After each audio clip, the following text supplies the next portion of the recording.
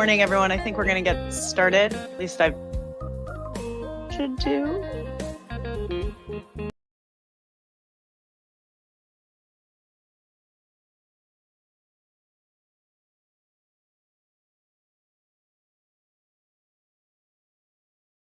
The camera, I think, is there. Okay. Yeah. So first, I want to welcome everyone to the Open Society Foundations. I'm Sarah Margon. I head up the foreign policy team here, and I'm really pleased to be hosting this event together with Refugees International and Amnesty International. It's a pretty essential moment to talk about Ethiopia, even though there is so much else going on in the world. And I hope today we can draw your attention for a couple of hours to the 1-year anniversary of the signing of the Cessation of Hostilities and the situation, particularly in Tigray and northern Tigray. I know everybody is quite distracted with a number of other conflicts, but we've got a great lineup today. A few housekeeping items before I introduce Ambassador Van Schaak. For those of you here at Open Society, there are some snacks. Please feel free to get up and enjoy those. The bathrooms are to the right and then to the left. For those of you at home, I'm not going to presume to tell you where your bathrooms are. I hope you know where they are. We would request no wandering around if you are here. If you do need something, though, there's a number of us OSF staff who are here who are happy to direct you. We're going to kick off today with 10 minutes of remarks from Ambassador Beth Van Schaak, who I have known in both writing, intellect, and person prior to her current appointment. If I'm not mistaken, she is the 6th U.S. ambassador in this important position, sworn in March 2022, which is actually rather quick for confirmation. Congratulations. We are very pleased to have you in this role. She's been a long ally on issues around atrocities, abuse, prosecution, accountability, and transitional justice.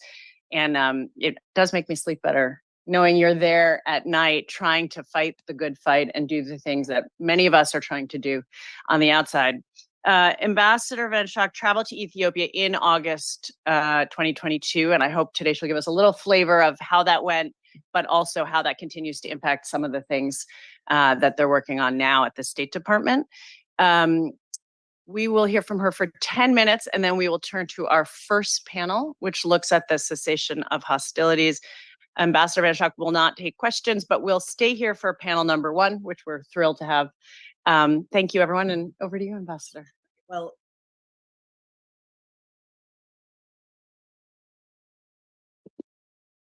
thank you so much, Sarah, for that kind introduction. And I do wish you were in the belly of the beast with me, but you're not, and you're doing amazing work here. So the universe has placed you where it wants you to be. Right. So glad to have you here, and thank you for inviting me. I was in Ethiopia in August with my colleague Lucy, who's here with me, who then went on a long-term detail with a special envoy for the Horn of Africa. So she's been several times, and my deputy has also been several times. And so I'm drawing on our collective observations and experiences in delivering these remarks this morning. It's really a pleasure to be here with you and with the other distinguished panelists to mark the 1-year anniversary of the Pretoria Agreement and to discuss the current state of human rights, but also transitional justice in Ethiopia. And Sarah, as you mentioned, it really is, I think, an inflection point for this process. And so a great time to do a sort of stock taking as we're doing here. Where have we come? Where do we need to go? And how do we get to where the country needs to be able to put a history of violence behind it and move into a more prosperous, inclusive future? So as we all know, northern Ethiopia was devastated by the recent conflict. Hundreds of people lost their lives, lost their homes. There was widespread violence, including really horrific, and I guess all sexual violence is horrific, but mass sexual violence experienced by those people. When the Cessation of Hostilities Agreement was signed a year ago under the auspices of the African Union with IGAD, the United Nations, and the United States present, it silenced the guns in the north and mostly brought about peace in the region and an end to a terrible war. The Cessation of Hostilities Agreement was a symbol of hope for Ethiopians across the country, but particularly in that region, but also for the rest of us who really yearn for peace and security in that larger region. However, we also know that this was a starting point for another long and difficult process to account for the war crimes and crimes against humanity that occurred on all sides in the war in northern Tigray, in northern Ethiopia. Over the last year, we have seen significant progress in some areas. There has been a dramatic decrease of human rights abuses in Tigray.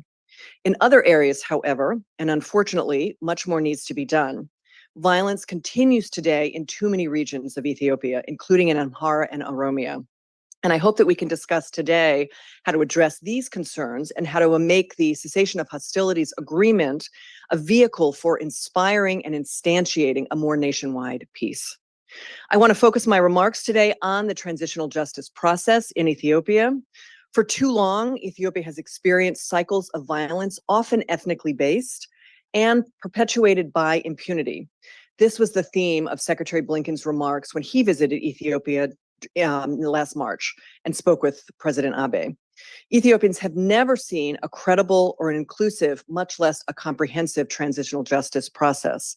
This is a fact that many Ethiopians cited to me in respect to their skepticism about the ability of the government to do proper transitional justice in this particular instance, and current efforts on the justice front more broadly.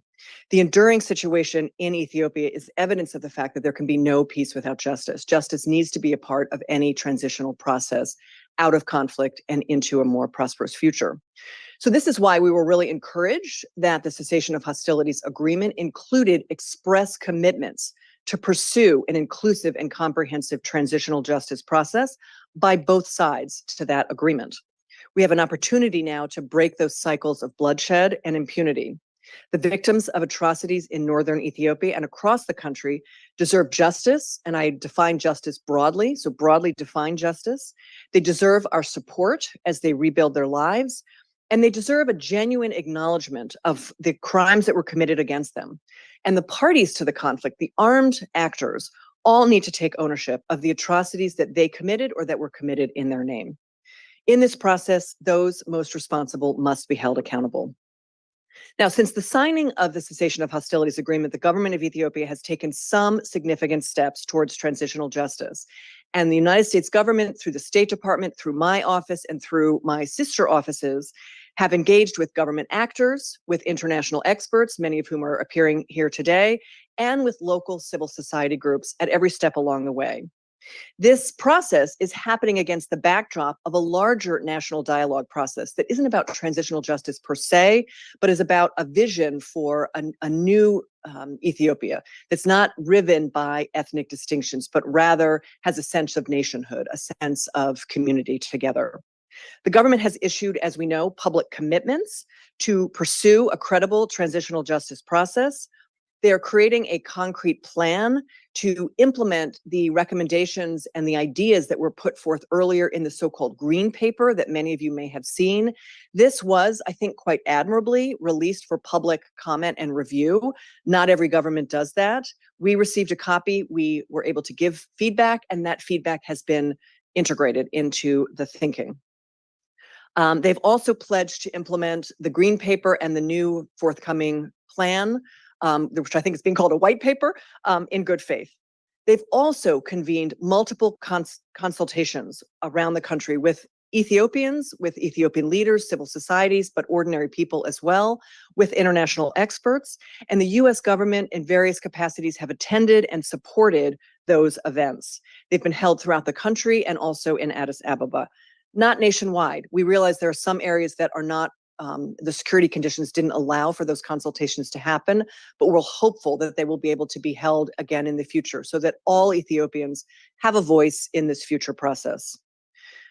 However, I want to caution and acknowledge that these public commitments and first steps must be followed by concrete action and more durable reforms. We also understand that many Ethiopians feel that the government, which of course was a party to the conflict, is not capable of undertaking a credible or an even-handed transitional justice process. And in any such process, there are many, many barriers to success, not the least of which is that there are few pathways to envision justice for the Eritreans and the Eritrean forces who themselves were the perpetrators of abuses in the conflict. Furthermore, the The sustained political will, of course, will be essential, but as we know from our comparative work, it is often elusive in such post-conflict contexts. There's often an urge to draw a thick black line and to put the past behind us and to move forward. But we know from empirical academic research that that will not instantiate peace, that it will only lead to a return to violence in the future. So again, I will reiterate, there can be no peace without justice. However, we also need to be cognizant of the dearth of other viable options for justice in this context.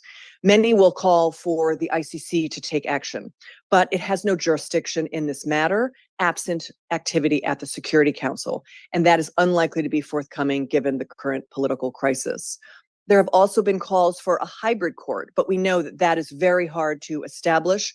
There's a tribunal fatigue that has set in within the international community. Again, it might require Security Council action that would not be forthcoming, or the consent of the government. And at this point, the government is wanting to make this process in-house. There may be some opportunistic universal jurisdiction cases that materialize around the world. However, this is not going to be an offer of comprehensive justice. So domestic efforts in Ethiopia are currently the only credible path for any sort of comprehensive transitional justice process. So we as an international community and of friends of Ethiopian and the Ethiopian people cannot let this possibility of justice pass us by without giving it the best possible chance of success. Now is the time to hold the government to its promises in this regard. This is why the United States, including my office, but also our regional desks and our Human Rights Bureau, are continuing to work within this process to try and make it credible and as survivor-centric as possible. It's not going to be perfect. We know that. No transitional justice process is, but we do believe that comprehensive international engagement, including with like-minded partners, with civil society organizations, with human rights groups, and with local leaders within Ethiopia, all of this working together affords the best possibility and opportunity for justice for victims. To be clear, we are not necessarily accepting all of the government's promises at face value. Over the next few months and even years, we will be continuously assessing the process, evaluating its credibility and its success in addressing survivors' needs, and we will be adjusting our engagement accordingly. In particular, and as the next step, we will closely analyze the plan that the Transitional Justice Working Group of experts will be putting forth in the next couple of weeks. We will be looking to ensure that it addresses the views and needs of victim communities and the public, and include frequent opportunities for public engagement, public input, and comment once the transitional justice process is underway. And in this regard, and I really want to commend this effort, we consumed with great interest the survey data from the Harvard Humanitarian Initiative, which surveyed the Ethiopians across the country on what their preferences and expectations for justice are. And I really hope that this will be an iterative process so that we can continually assess the views of Ethiopians as this process unfolds. We will expect that the future plan, once it is released, will include processes to address the main pillars of transitional justice. Of course, this involves truth-telling, accountability, reparations, and various guarantees of non-recurrence, including institutional reforms. The process also needs to integrate gender justice in all aspects, and ensure that women and other historically marginalized communities are able to engage meaningfully in the process. Any plan must include criminal responsibility, particularly for those most responsible and those in positions of command who either ordered the crimes or who failed to prevent them in advance or to punish them after the fact. Trials of these individuals must be conducted according to fair trial guarantees and should include opportunities for victims and witnesses to participate meaningfully if they choose, and to be protected if they do in fact participate. We urge that those who are credibly accused of abuses in the meantime be removed from positions of power pending investigation to demonstrate that allegations are being taken seriously and to eliminate the influence of those implicated in serious international crimes. At the same time, we are also working to continually document the abuses, both past and ongoing, to inform the process, to shed more light on the atrocities that have been committed against civilians, and to inform our own approach to this process. In this regard, we will consider the systemic injustices and ethnic divisions that have contributed to violent consequences for Ethiopians over the many past years. Now, in the next few months, we will work with the government of Ethiopia and our like-minded partners, including African countries that may step forward as guarantors of this process, and also the African Union, which has developed a very sophisticated transitional justice framework to ensure that the international community is informed about this process and has opportunities to support and to provide expertise and guidance all along the way. This international engagement will be essential to a credible process. And then finally, of course, we have not lost sight of other areas of the country, and we will continue to work for peace in Amhara and Oromia and to advocate for a political process to bring an end to violence across the country. So in closing, please rest assured that we are clear-eyed about the challenges of transitional justice in Ethiopia. This will not be an easy feat. In our view, it is still too early to assess the credibility of the government's transitional justice efforts, notwithstanding criticism that has been leveled against the process by the International Commission for Human Rights Experts in Ethiopia and others. And we take those criticisms and those perspectives very seriously. We understand the skepticism that many people feel, and we share the concerns underlying that skepticism. But we continue to believe that the best chance of a comprehensive and a credible transitional justice process that brings some peace to the people of Ethiopia rests in the current process underway. And we encourage the international community, civil society, other governments, intergovernmental actors to both support but continuously scrutinize the process as it unfolds. Ultimately, we know we are, of course, all stronger together. The insights and reporting of civil society actors have been crucial throughout the process. We're extremely grateful for the comprehensive and thorough reporting of the ICHREE, and I look forward to hearing from Steve Ratner later today. All of your work has informed our thinking and our policy and will continue to do so. We also listen to the Ethiopian diaspora and the many voices advocating for a better and more just future for all Ethiopians. So with that, I really look forward to our conversation today. I'm sorry I can't stay the whole morning, but I do look forward to the rest of the conversation for this panel. So thank you so much. Thank you, Ambassador. We'll switch these up. That was great. I think we'll be able to integrate a lot of the important comments that you've made and put a lot of things on the table in our first panel. So now I'm going to turn to a fully hybrid panel. For those of you in the room, please pretend that they're sitting right here. They are, in fact, up on the screen. I'm going to do very brief introductions, but you probably know who many of them are. We're going to start with Steve Ratner. He was a commissioner on the UN Commission of Human Rights Experts on Ethiopia. We've got Abadir Ibrahim, Associate Director of the Human Rights Program at Harvard Law School.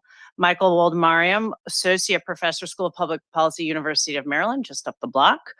We're going to start with since we're running a little late, I'm going to say 5 to 7 minutes of comments from Steve, then we'll go to Abadir, and then we'll go to Mike, and then we'll take questions both from the audience and from those of you online.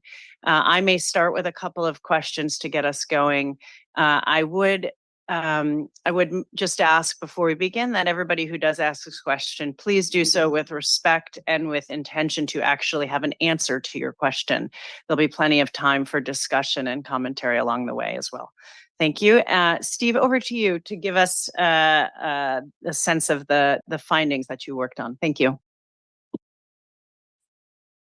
Thank you very much for having me at this event. I just met with your New York. You're muted. I am not muted.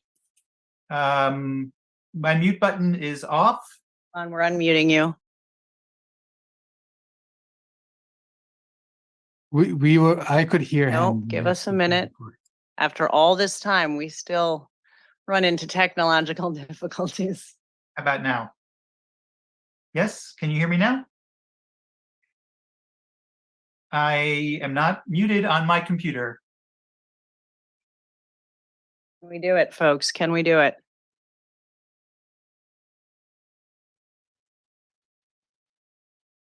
You want me to try again?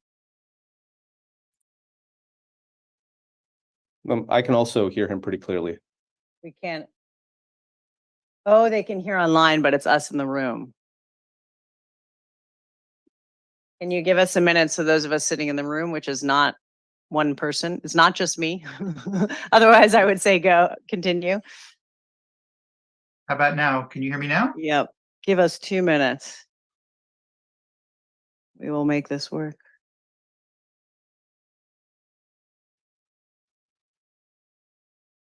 In the meantime, those of you in the room who would like to get up and get some coffee, now is your chance.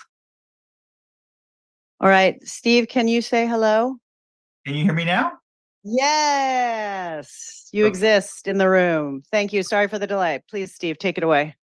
Okay, well, thank you very much for having me. I was just with your New York representative on Friday with a meeting with our commission, and it's delightful to be here and to see and to hear Beth's remarks as well.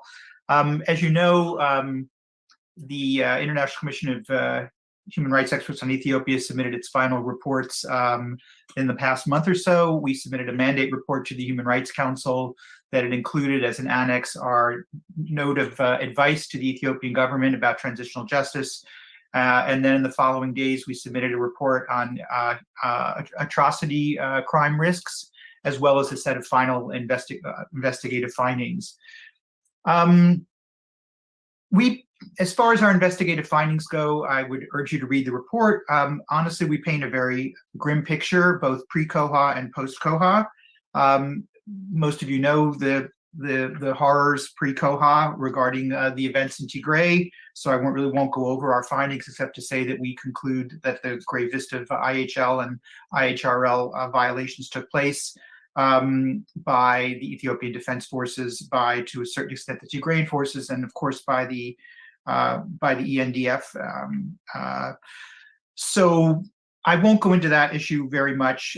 Post-COHA, however, we continue to see violence in the north.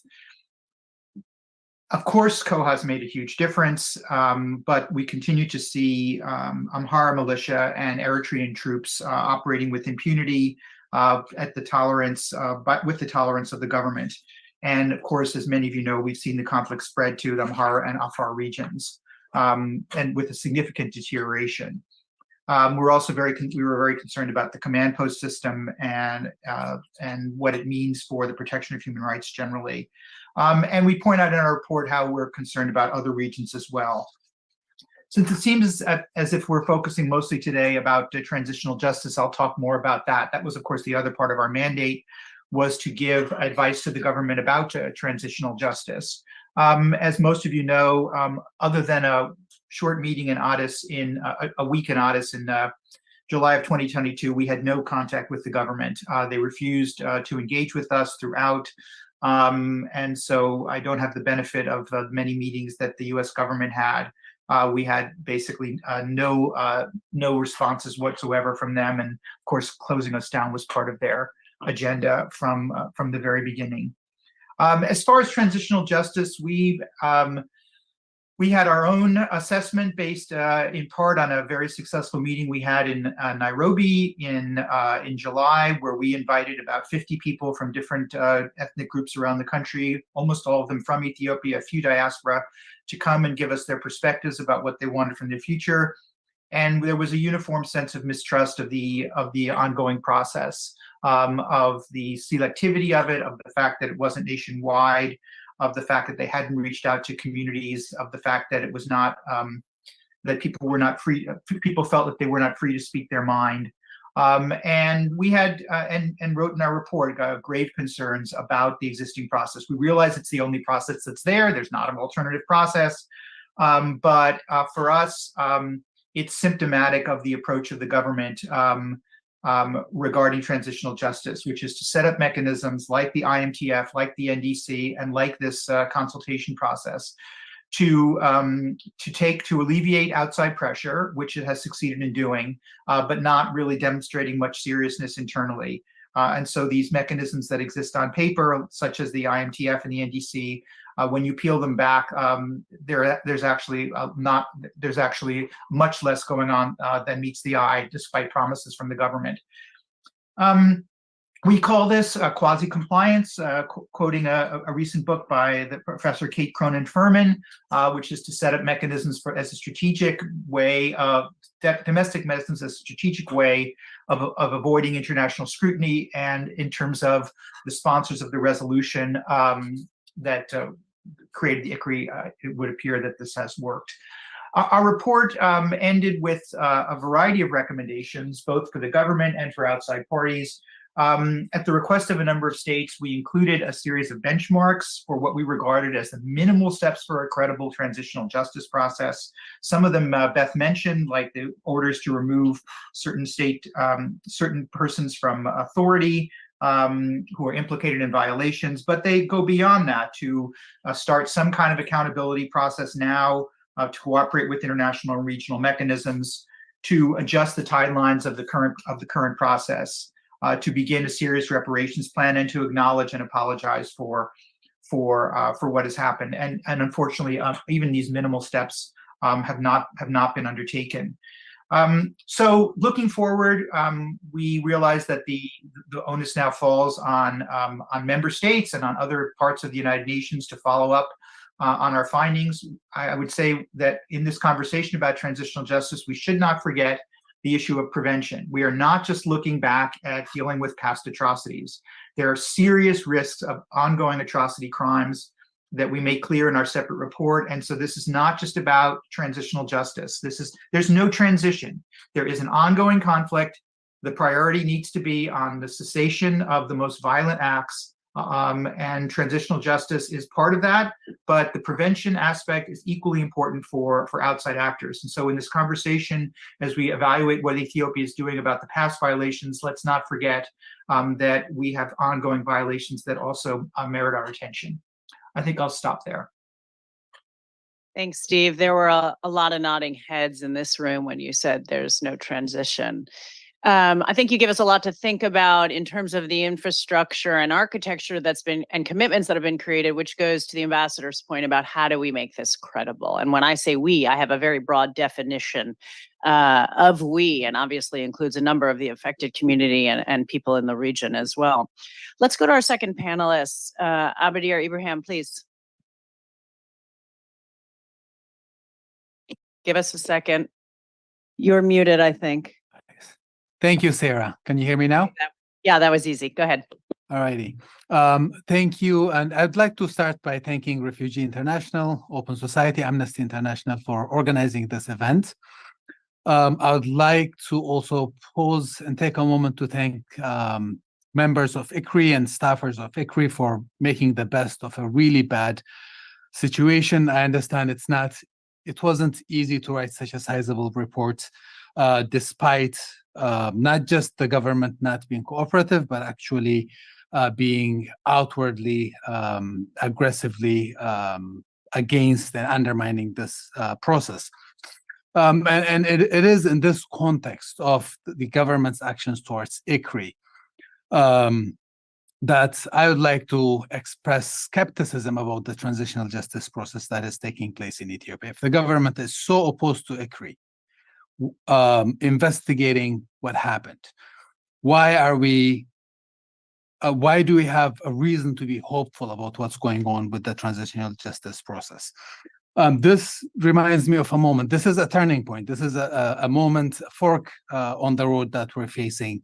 But let me take you to another moment. In May 2022, during another turning point in Ethiopia, there was a 5-month ceasefire that paused the Tigray war. I returned to Addis for a conference. Within minutes of arriving, I encountered a larger than life sculpture of the words #Baka. That's Amharic for no more. It was a remnant of the No More campaign that was waged to stave off international calls for peace and an end to the blockade of Tigray. And my nostalgia for going home quickly dissipated as I recalled what's context within which the No More campaign was taking place.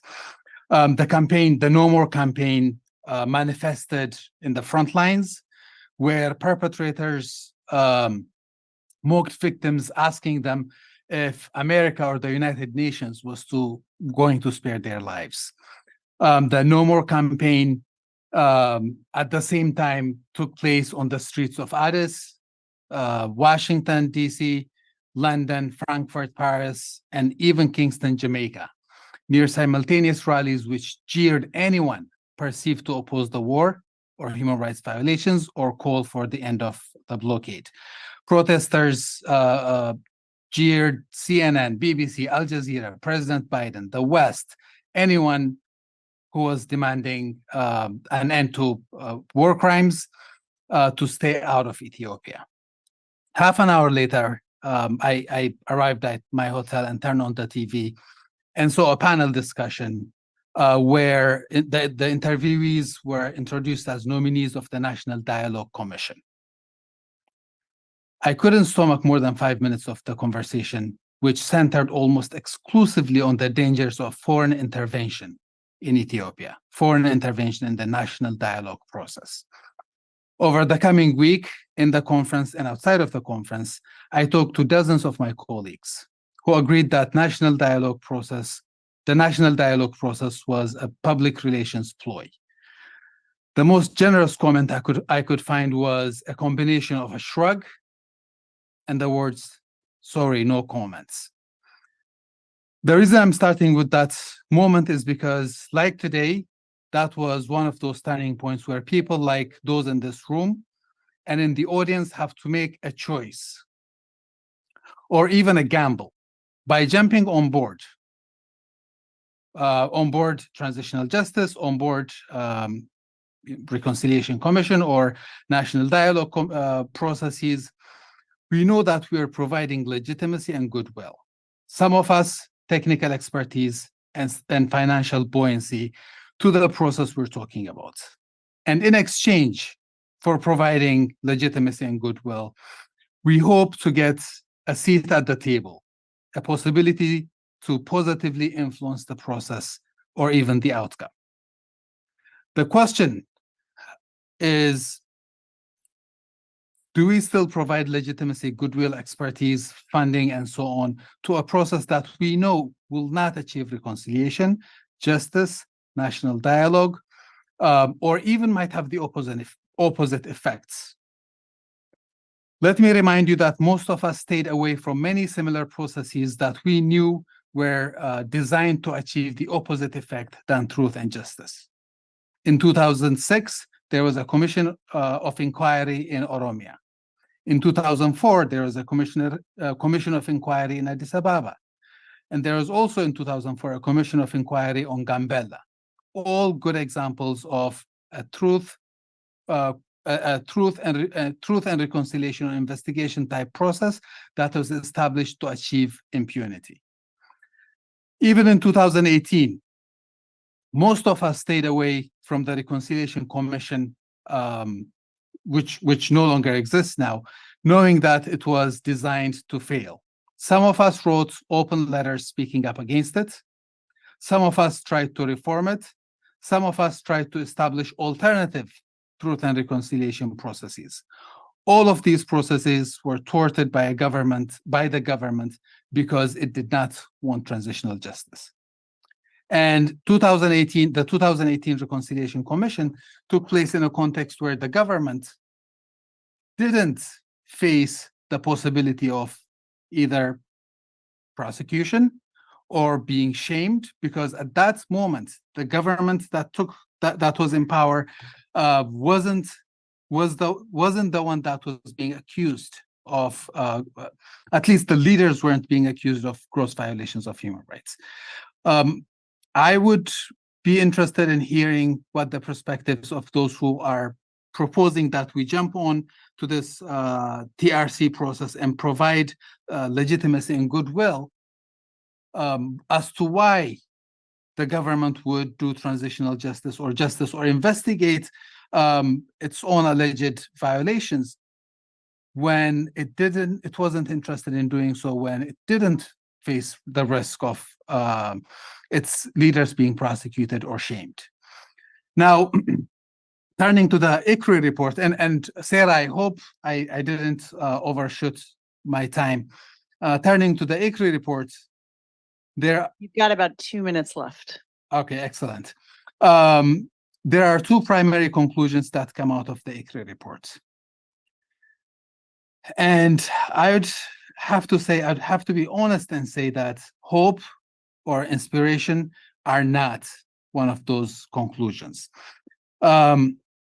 Maybe the cessation of hostilities brought relief from imminent collapse, but it does not inspire hope. We have to really be honest. If we're talking about truth and reconciliation, if we're going to use the word truth, we might as well be truthful. There is not a process that inspires hope. The hostilities have continued. That much is clear from the ICHREE report and from other sources as well. Gross human rights violations have also continued despite the Pretoria Agreement. They have continued in Tigray, they have continued in Oromia, and they have a new conflict has started in the Amhara region, and new forms of human rights violations are still taking place. So to talk about transitional justice, where there is no transition, I think is to not take this process seriously. I'm not opposed to transitional justice, but I'm opposed to us starting a process of transitional justice before there is a transition. There needs to be a transition from war to peace, and B, a transition to some sort of a stable governance system in Ethiopia. Without that, we cannot do transitional justice. What we can do is investigate previous and ongoing violations with the hope that one day, when a transition does come, we may be in a position to conduct transitional justice. And let me wind down quickly with a call to action to my Ethiopian colleagues, especially to those in the human rights field. This is really a moment to ask ourselves whether we are going to hope that transitional justice will happen by jumping into the process, getting a seat at the table, and somehow hope something good will come out of it, but while providing legitimacy to the process? Or is it time to take a step back and say, look, we have to say no?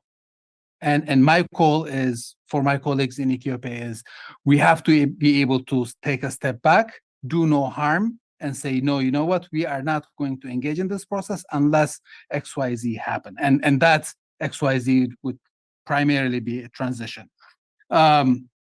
Otherwise, we're just supporting an impunity campaign, or as Steve described it, a campaign of quasi-compliance. And that is something that I think is ethically very difficult. Second, to international actors, I would call on you to take a moment and reflect on what you are doing.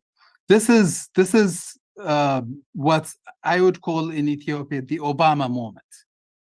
When President Obama came to Ethiopia and called the Ethiopian government a democratically elected government.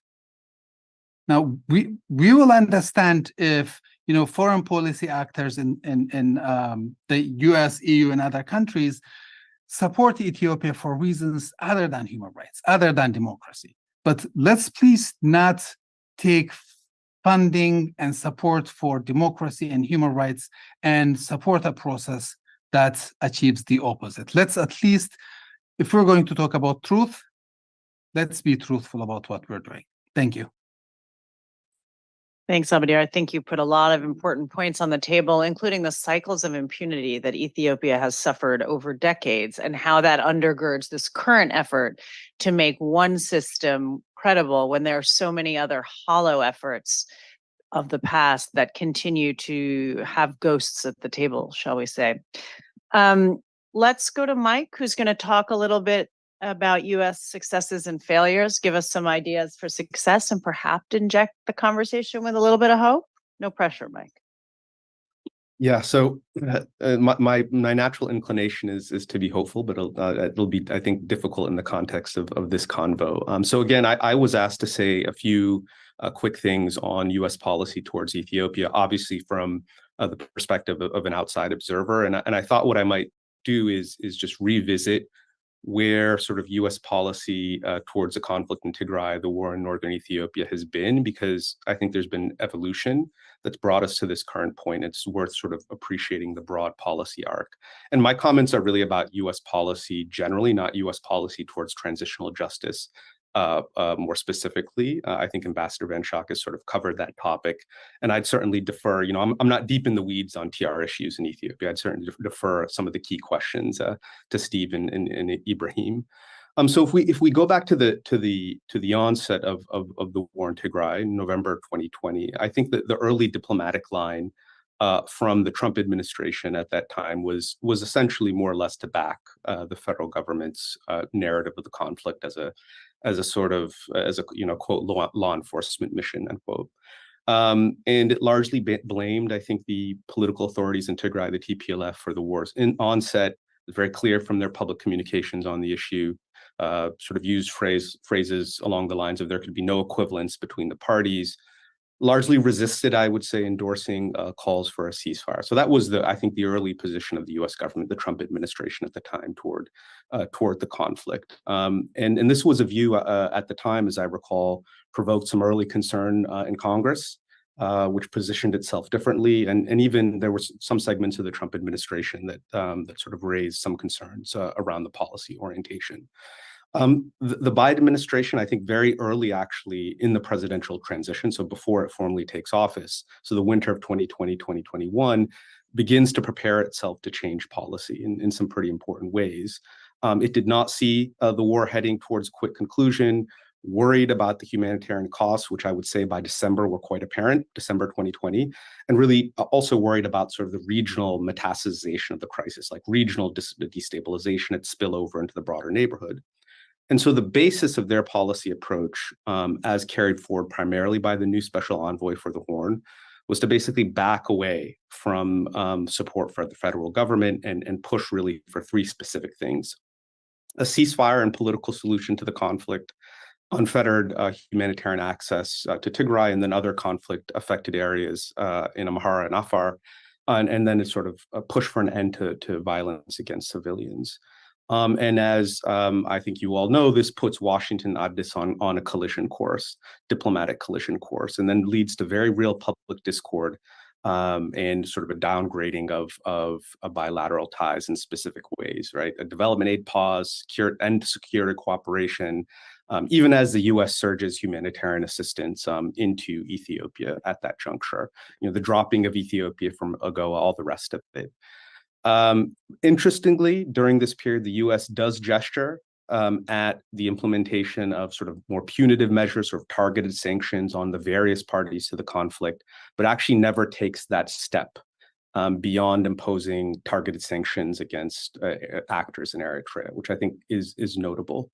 And I think this reflected a general desire by the administration to avoid using sanctions as in its Africa policy more generally. So this was a policy preference that was not specific to Ethiopia, it was more general.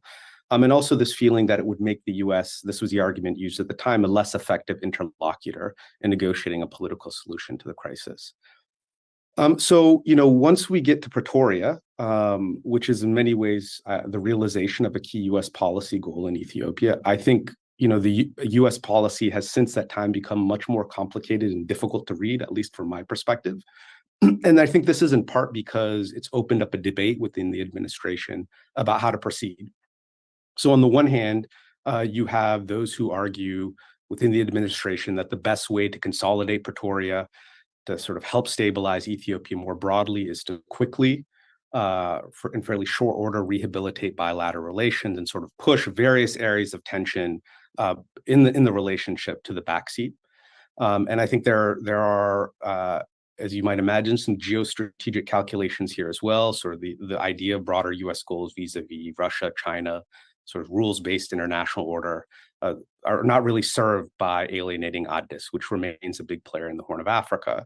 And perhaps Ethiopia's recent entrance to the BRICS is a topic of conversation in that context. On the other side of the conversation, the policy debate, I think you have those that see the trend lines in Ethiopia as quite grim and urge a more direct, hardline confrontational approach, maybe whatever you want to call it. And so what you get is a policy, I think, that sits in the middle of these two perspectives. That would be my reading, where the US makes concessions on something like ICHREE and the broader question of accountability.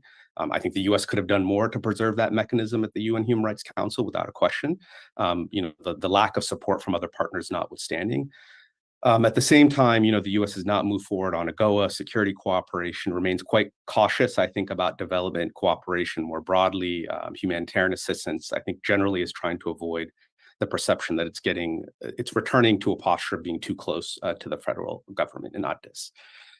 More generally, I would say at the current moment, my sense, this is my personal view, the relationship between Addis and Washington remains in a very difficult place. This is what I'm picking up on both sides of the relationship. On the US side, I think there's considerable frustration over the aid diversion issue specifically, and specifically the lack of agreement about how to restart food aid. And a lot of this has to do with differences over sort of the targeting of beneficiaries. I think the US also feels like it's not really able to break through diplomatically, encouraging the federal government to pursue genuine political tracks on the conflicts in Amhara and Oromia. I think that's a point of frustration.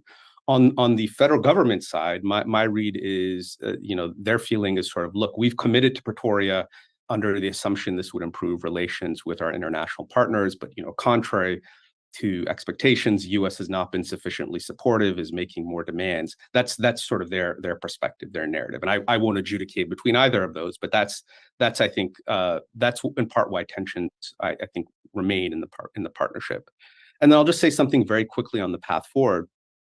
I think, look, there are very real limits to the ability of US policymakers to shape dynamics in Ethiopia. We've seen this historically. It's certainly been true over the course of the conflict in the north. But the US has had and does have very considerable leverage. I think US pressure was one of the reasons we got to Pretoria in the first place. I think absent that, it would have been difficult to get to that point. But I think one challenge is certainly over the medium term is a sort of difficulty of sustaining high level attention on Ethiopia in the US government, given Ukraine, Israel, Palestine, Sudan. And I would say, the attention on Ethiopia within the USG has generally been waning at senior levels since 2022. Now, the caveat to this, of course, is that, you do have new folks in key positions in country that are taking a fresh look at things. There's a new US ambassador, new USAID mission director. But I think my worry is that the entire region, not just Ethiopia, but the entire region is really on the precipice. And it can't really be resolved, I think, from a US policy perspective, without really getting some high level diplomatic attention on the region, Ethiopia. So I'm out of time. I'll leave it there. Thanks, Mike. I think you made pretty clear with that last comment why it's so essential that Ethiopia's path forward stay high on the priority list for the US government amidst so many other conflicts and crises around the globe. I want to ask one or two questions with the moderator's prerogative, and then I think I'll alternate between in-room and virtual questions to make sure we get both. Steve, I was originally going to ask you about the other avenues for accountability or the potential avenues, given that ICHREE's mandate has been ended and the commission will be shut down, and sort of the important attention you've placed on continuing to document and the role of that work in prevention. But I actually think it's important to note, as you said, that if this is the only game in town, how do we infuse meaningful justice and accountability into the process? What steps can we take to ensure there is credibility, given the history, given the fact that there is still fighting, there are still abuses and atrocities underway, and that a number of folks in this room have eagerly nodded their head at the point that we are not in a period of transition? What steps do you think practically could be taken, and who are the key players?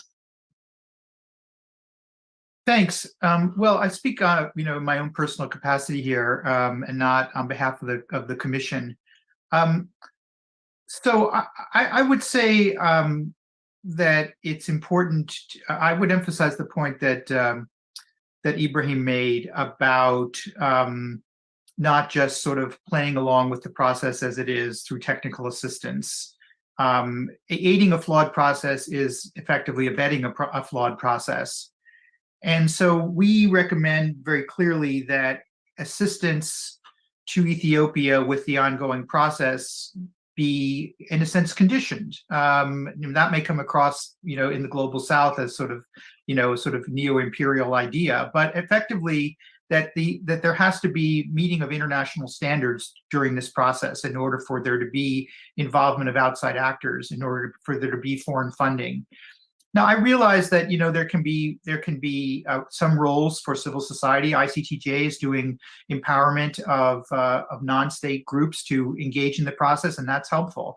But in terms of actually assisting the government with this process, it's got to be according to the existing standards that we talk about in our advisory note and in our report, or it just shouldn't be given at all.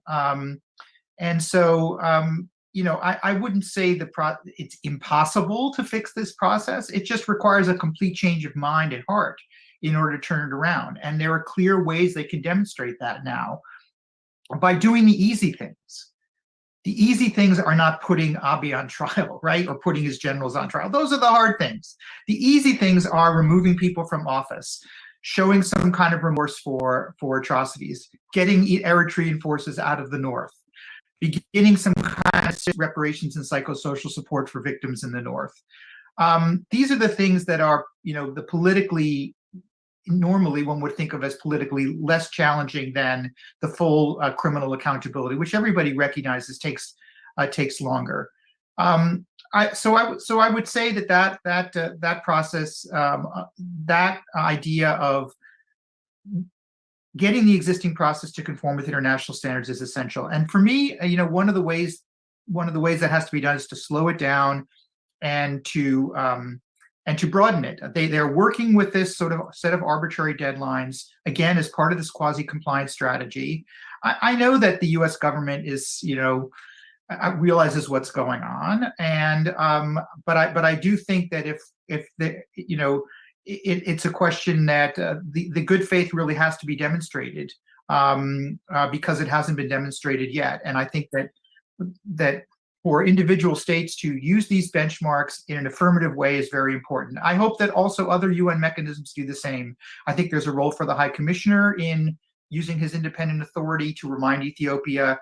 I think there's a role for the special mechanisms of the UN. I think there's roles for the special UN Undersecretaries General, but fundamentally, I think this boils down to the member states because they have the most influence.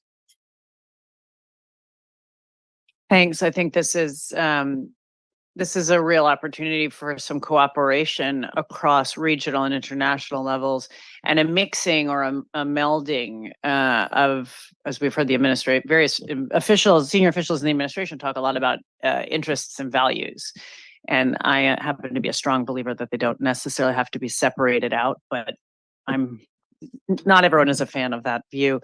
I don't want us to run short on time, so let's go to the audience for some questions. Let's do the audience here in the room, and then I'll turn to the virtual folks. So if you have a question, could you please put your hand up?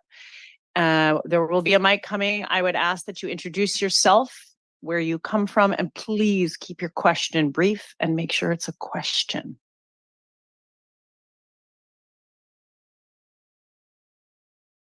Lauren. Hello, Lauren Blanchard with the Congressional Research Service. Thank you to all of the panelists for your very thoughtful remarks. I wanted to follow up a bit on, we are a year out from the COHA, and with ICHREE closing down, curious about your thoughts on any signs of progress in terms of the government allowing independent investigation of human rights abuses in the conflict areas, and particularly in Tigray.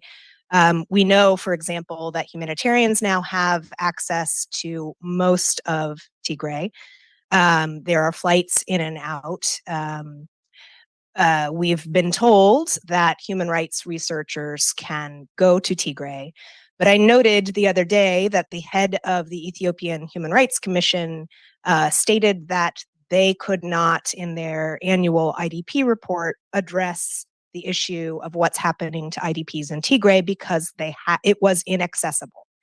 And a year after the COHA, it's quite notable to hear the Ethiopian Human Rights Commission say that it doesn't have access in Tigray.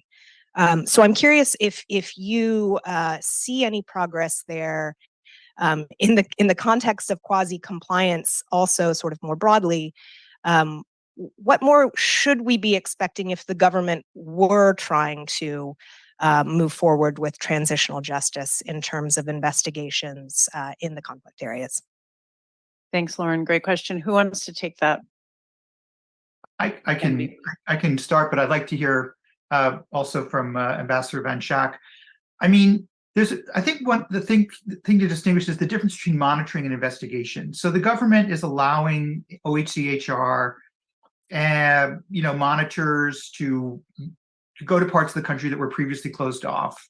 And those monitors sort of follow what's going on. They write reports to OHCHR in Addis. They forward those reports to Geneva. But that's very different from actual investigation, where you meet with people and interview them according to protocols, write up reports. That was the work that was done by us remotely. That was the work that was done in a flawed way by the JIT. That was the work that was supposed to be done by the African Commission, special body on Ethiopia that the Ethiopians managed to close down. That is not happening. And that is not happening because the government doesn't want it to happen. And it doesn't want independent investigations. It wants to have control of that process. So it's willing to tolerate monitoring, where you just sort of observe violations, but you don't actually figure out who was responsible, who might have been ordering that, participating in the atrocities. And that's the distinction that's going on in my view. But I'd be curious to hear if perhaps there's a more additional information that the U.S. has learned about this issue. If Ambassador would like to comment on that. Thanks, Steve. Does anyone else want to come in from the panel? Anyone else? Okay, I'm going to read out a question. Thanks. I appreciate the difference between investigation and monitoring, and I think robust monitoring can sometimes also include investigation, but obviously that is up to particular actors who are undertaking that. The first question from the virtual world. What are the implications or significances of the success of the Pretoria peace deal to conflicts in other parts of the country, which we've touched on a little bit today? Who would like to take that one?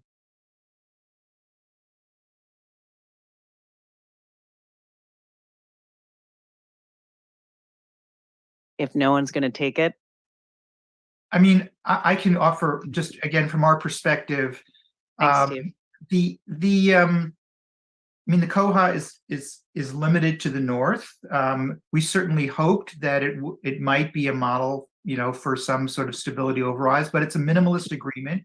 It doesn't really deal with underlying causes, and so the fact that we have this violence in 2 or 3 other states, despite COHA, I think means that it doesn't really offer much. Now, perhaps the African Union will decide to create, to involve itself in these other regions. I haven't seen any evidence of that so far, but I think COHA is a minimalist agreement that has accomplished a significant diminution in violence in the north.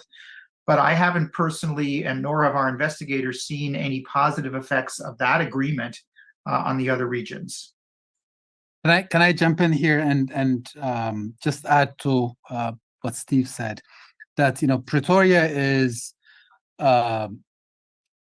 it may be an imperfect arrangement, but it's hard to also criticize it too much, because it actually buys time and creates an opportunity for something deeper to take place.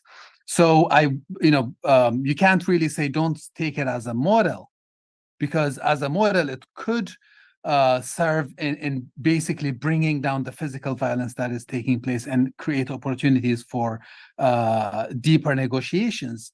But it's also, you can't really hold it out as a model, because you really have no guarantees that a Tigray conflict isn't going to restart tomorrow, or immediately after Pretoria, what happened was the alliance on one side broke down and started infighting, and you have another war taking place in a second region in Ethiopia, and maybe a conflict will start with Eritrea. So it's really, you can't really hold it out as a model, but you can't really criticize it either, because it does create this opportunity for further and deeper negotiations, political negotiations. Yeah, and maybe if I could also just jump in, and I think Ibrahim has framed it correctly. I mean, on the one hand, we have to keep in mind sort of when in the conflict the Pretoria arrangement was reached, and what was likely to happen if an agreement wasn't found at that point. I mean, the war was in a very volatile place, and the levels of human suffering we were likely about to see in Tigray might have even surpassed what we've seen up until that point. So it was an important achievement in that regard. Of course, part of the challenge of Pretoria is that this was a conflict between multiple players, but it's only an agreement between two of them, right? The Tigrayan, the TPLF, and the federal government, and of course, there are political forces in the Amhara region that feel somewhat aggrieved about the agreement, right? And not just the agreement, but also its implementation, right? And say that, Tigrayan forces have not been demobilized, and this has implications for, the ability of Amhara political forces to retain their armed force. Eritrea seems, is I think behind the scenes not happy with the agreement, although they're not formally saying they're opposed to it, right? But they have some concerns around implementation. So those are very real, I think, that issues. And so ultimately, it's not, I think Pretoria is good, but it has to be broadened at some point. I think the question of implementation is also what might make it a viable agreement for other conflicts underway or crises. If you don't see either or both parties beginning to implement, which all of you have alluded to, in a meaningful, credible way, it's only as good as the paper it's written on. And then, of course, there are the parties that are playing roles that had nothing to do with the agreement and continue to play roles. Let's go to the room. Are there other questions here? Please raise your hand. One right here. Microphone is coming your way. My name is Masfin Ayano from the Tigrayan community, part of the Tigray Center for Information and Communications, and also a board member of the Alta Institute for Policy Research and Training. In passing, without making any judgments, let me express my concerns on Ambassador's presentation that essentially gives a lot of credit, so to speak, for the government of Ethiopia taking the initiatives in terms of the transitional justice process. So far, if anyone has not really gotten wind of the character and behavior of the government in the past 3 years, then I think either naive or a serious misconception of it. Because the Ethiopian government responds to international community when it feels there is a pressure, then it gives this impression that it's committed to whatever it demands at this moment, this time the transitional justice. So there is no precedence for the Ethiopian government having been really seriously interested in resolving the problem. Having said that, two things. One, the transitional justice system that we are actually talking about, in the absence of the implementation of COHA itself, will be a meaningful exercise, because a big part of it has not been implemented. Secondly, I think from a theoretical point of view, to even talk about transitional justice in the absence of transition, or in the absence of peace for that matter, even in Ethiopia, even particularly in Tigray, where the violence still continues in many parts, and ICHREE has alluded to that. And without that, I think it's a meaningless exercise. And I think Abadir is correct in saying, I think unless we want to be, sit on the chair, on the table, then I think we should essentially reject it and really start a serious dialogue in terms of how this should be framed again. And I think I'm really as a community, we have serious concerns about this, but really at this level, we should be willing to really talk about how do we reframe this process again. I think that's, thank you very much. Panelists, I want to ask you to hold your comments on this question of reframing while I take one from the virtual audience as well. This was lightly touched on, but I think it's important to front it a little bit, which is a question on Eritrea and the Eritrean military forces, which is how is transitional justice expected to deal with crimes committed by the Eritrean military? Does the Ethiopian judiciary have jurisdiction to entertain such cases? What are the options here, if any? If you could take both of those questions at once, and then we will be able to wrap. Thank you. So this was an issue that we did consider in our report. It is possible under Ethiopian law for the government to prosecute any offenses that take place on its territory, including those by foreign forces. At the same time, the government has made clear, even when they met us last July, when we were sort of they were in a more cooperationist approach to ICHREE, they basically indicated that they would only be going after Eritrean forces through a sort of mutual legal assistance program, where the two governments would work together. It's hard to really imagine how that would really work, whether that Eritrea would allow Ethiopia to prosecute Eritrean soldiers. And it's equally difficult to imagine the government right now trying to do that, given that Eritrea might well be the more powerful of the two countries. And so I think that's one of our unfortunately, one of our gloomiest assessments is that there is no realistic path forward right now for any kind of accountability of the Eritrean forces for their atrocities since the beginning in this war, atrocities that are ongoing. And I think that's an enormous challenge. At the same time, again, looking forward in terms of prevention, the most important first step is for the government to live up to its commitment in Koha regarding the territorial integrity, which was understood at the time to mean an obligation to ask Eritrean forces to leave. And that has not been implemented. So before we even talk about accountability, the first step is for Ethiopia to live up to the Koha and ensure the removal of the Eritrean forces. Can I quickly, Sarah, jump in here and say, from an Ethiopian legal point of view as well, the answer is a very quick, yes, Ethiopia does have jurisdiction, but I also want to take this opportunity to warn that these technical questions don't really matter in this specific setting. We have to remember that we're dealing with the potentiality of state collapse in Ethiopia. Said there is no scenario in which Ethiopia is going to investigate Eritrean soldiers, atrocities, and so on. Let's just keep, let's be realistic. Let's talk about state collapse. Let's talk about preventing state collapse and a transition to a stable form of government in Ethiopia. But if we raise it as a technical question, it's uneasy as Ethiopia does have jurisdiction. And it's also, I think, worth noting, I mean, this is fundamentally a political question, and the trend line on Eritrea-Ethiopia relations at the moment are not good. So the likelihood of cooperation between the two governments on TJ issues at this moment are very low. I mean, they've been low for the past 2 years, but they're particularly low right now. I'll second the statement. This is a political issue, and Mikhail's statement really sums it up.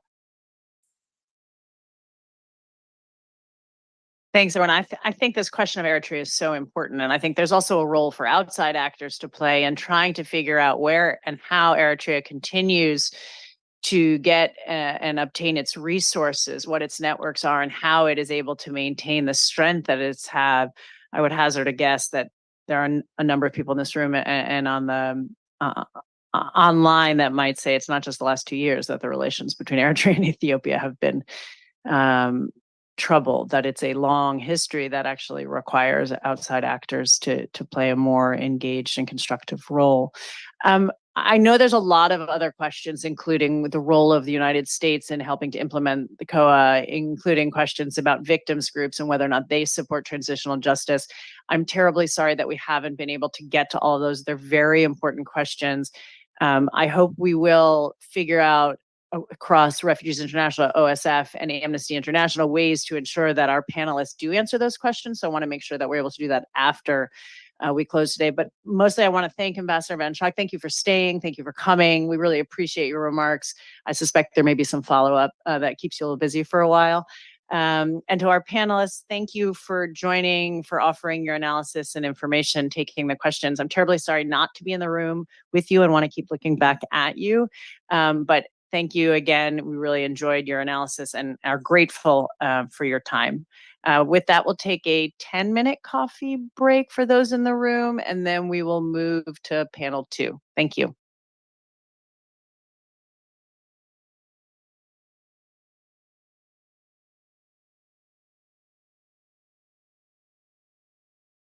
Thanks to all of you. Bye-bye.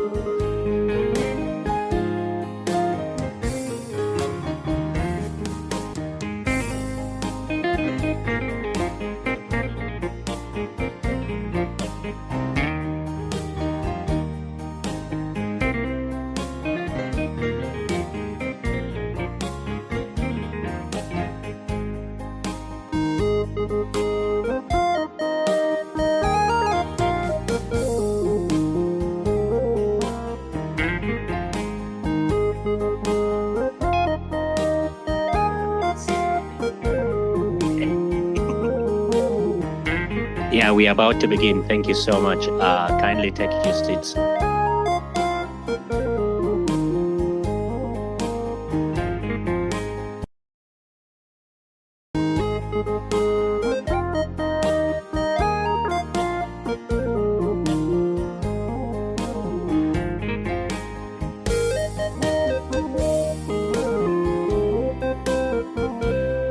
Thank you so much for everybody for coming around, and thank you to the panelists. We had a powerhouse panel in the first panel. I don't know if we'll be able to best them, but at the very minimum, we'll try to be as good as theirs. With me, I have incredible roster of individuals who have been working on Ethiopia for a very long time, some from Ethiopia, some from elsewhere, that will build up on the, really good sets of conversations that were had in the first panel. We'll kick off with Michelle, Gavin, who will be giving the opening remark to the panel, and then we will move to Faisal, and Adam and Chidi to give really a broad sort of overview, starting with, the conflict in Ethiopia post-Koha is not just now a question of Tigray. It is also in the Oromia region, it's in Amhara region and other regions, but also it doesn't just involve Ethiopia, it involves the region and countries that are not necessarily in the region. Without further ado, I'll hand the floor to Michelle to give her opening remarks. Over to you, Michelle. Well, thank you. And thank you so much for inviting me. I can't wait to listen to the other panelists and learn from them. There's so much expertise here. And I want to sort of be honest about who I am. I don't pretend to be an Ethiopia expert. My own expertise really is around how the US tends to make policy in the region. And I was asked to just open us up with some reflections on the current reality in Ethiopia and the expectations that we all had following Ahmed Abiy's ascent to power. And this is, I think, a healthy exercise for me, and I'm going to do some work to hold myself accountable for some of the things that I thought and hoped for, and the wishful thinking that I fell victim to as well. I certainly think that for the US and for many of Ethiopia's partners, there was tremendous enthusiasm, right, for where Ethiopia could be taking us under new leadership, a sense that there's sort of inherent tensions in a policy of support for a security partner, a development partner that was repressive and authoritarian internally, that we could transcend those tensions. And to be fair, Abiy at his in his inaugural address spoke to the mistakes of the past, emphasized the importance of justice, of democracy, talked about how the law must rule us all equally, will make necessary reforms so democracy can flourish, so freedom and justice will reign, right? So we loved the messages and the action. There were the release of political prisoners in the first months of Abiy Ahmed's tenure, the decriminalization of some of the armed opposition groups, work to heal schisms within the church, traveling to every region of this country, this message of inclusivity. All of this was sort of music to our ears, I think. And I myself, in 2018, I went back and looked at some of the things I wrote about Ethiopia, trying to urge US policymakers to seize this opportunity. I talked about where I fell into the trap of personalization, talked about what a compelling figure he was, a breath of fresh air. And I think that even those of us who were aware we had overly personalized our relationship with Ethiopia during the Meles era tended to do the same thing with Abiy Ahmed, in part because it was easier than really wrestling with all of the complexities and tensions within Ethiopia. So then, as you know, even before the war in Tigray broke out, as various data points failed to align with this narrative of democratic reform, I think there was a tendency to sort of dismiss those data points as the kind of growing pains of a difficult reform agenda. And so I'm going to hold myself accountable again. January 2020, I wrote, Abiy Ahmed's ambitious reform plans will be tested in the year ahead. Since taking the helm of government, he's been a whirlwind of activity, opening up political space and economic possibilities. But Ethiopia's complexity and the way the lessons of its history have been framed present real challenges to this audacious overhaul and his stated goals of bringing more unity to the state and more justice to its people. So I think, you know, it was, of course, the war that made it impossible to continue to believe we had a shared understanding of commitment to human rights, and certainly shattered the sort of mythologizing of this person. You know, I think at this point, he's understood in many ways as an unreliable partner. He's understood as having sort of a messianic quality or self-perception. And he looks weak. He looks like a weak leader, sort of spinning plates, trying to build a new coalition of support. But more importantly, what we see is the continuing erosion of basic human rights, political and civil rights. We continue to see journalists arrested. We continue to see waves of detentions, house-to-house searches in numerous parts of the country where it's not really clear that there's much in the way of due process going on. But what's interesting, I think, is how quickly the US and other members of the international community seem to have abandoned an emphasis on accountability for crimes that have occurred in Ethiopia, and to some degree acquiesced to this notion that these issues of accountability for rights abuses are off the table in bilateral discussions and multilateral discussions. And it's very reminiscent of the way issues of political space were off the table in our relationship with Ethiopia previously.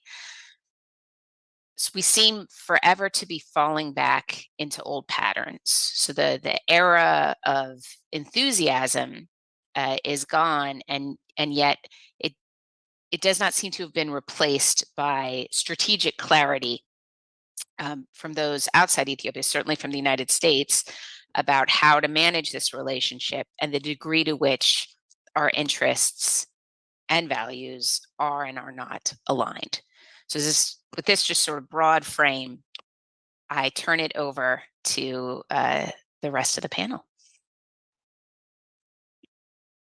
Thank you so much, Michelle. I think you were speaking for many when you said that, you know, Abiy mania is real. There are many who are taken in. And I think also it is very pointed that you mentioned the lack of strategic clarity, even in the face of all that is available over the last couple of years with respect to Abiy's position. I think there is a sense that, you know, the sense of the mania has given into excuses. And that really, the default really here is, oh, Ethiopia is a strategic country. We can make a case for every country at least being strategic. I want to make one administrative issue here. There will be a pen and a pencil that will be going, a pencil and a paper that will be going around for people within the room. If they have got questions, please feel free to write. Faisal, I want to start with you. You said 7 minutes is not too long to speak about what you are going to speak about, but it's not too short also to speak about what you want to speak about. So I really want you to talk about, the issue in the South. In the first panel, the discussions was rightfully around the Tigrayan question, but since Koha, we've seen tension elsewhere. These tensions are not new; they are old tension, but they are coming up. Would you want to speak about in the Oromia region and in the South, what is transpiring and the respective causes and concern in the South? Over to you, Faisal. Thank you very much. I'd like to take a minute to also thank the organizers of this conference. Actually, I became what they call in Amharic a Buddha or misfortune teller in the Ethiopian politics, simply because in 1993, I wrote an article for the Ethiopian Review and raised the issue of the Red Sea and the fact that Ethiopia was losing its only outlet at that time. It will come to a hand. Not that I was taking a position, but I was being an analyst and could see what could happen in the future. In 2018, I gave an interview to the BBC radio and literally said Abiy was more of a priest than a policymaker. And a lot of people, especially Somalis and Oromos, just raided on me, saying that I was biased. And then in 1929, I wrote an article where I said Ethiopian state is a failed state, not yet collapsed, but failed. And looked at several indices as to what makes it fail. So I feel bad in a sense. I'm coming always as a misfortune teller. But let me just say that when I talk about the South and the Oromo region, which was not mentioned as much this morning, has both geographic as well as the political construction. Geographic in the sense that Oromia and the South are south of the center of power from Addis Ababa. So you have the South, the East, Somalis, Oromo, Afar, Sidama, what have you.